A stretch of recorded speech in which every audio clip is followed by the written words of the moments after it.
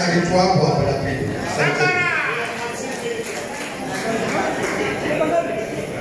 Sasa mwenyekiti, nilikwambia hapa nitakuwa na la tatu. Hili linakuhusu wewe mwenyekiti. Inakuhusu wewe, lakini nina yakini haya nitakayoyasema hata kama sikuwauliza, na yakini wataungana na mimi katika hali ya ukwambia. Kwanza mwenyekiti, sisi leo umezigonga nyoyo zetu sana.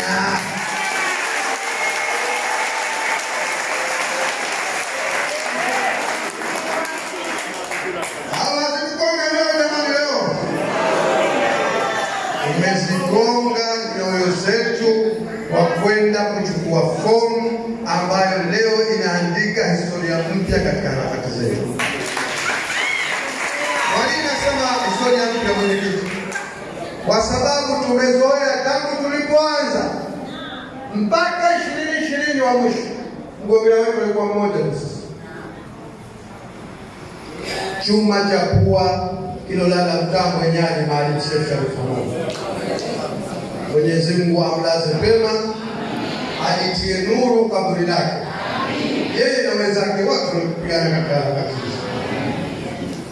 Leo tunaandika historia kwa sababu tunakwenda katika uchaguzi, na hatua ya mwanzo ya leo bila ya yeye kuwa nasi.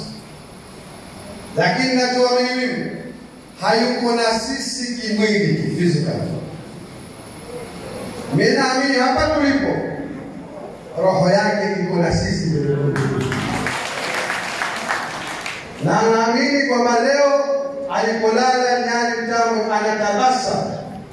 Yule aliyepata uchungu siku anafukuzwa, kwamba leo tukachukua fomu kama kwa kuchukua yeye, kuhakikisha safari aliyoanza sisi Maalim Seif tunakwenda kuikamilisha na wewe Mheshimiwa Samia. Hizi ndio.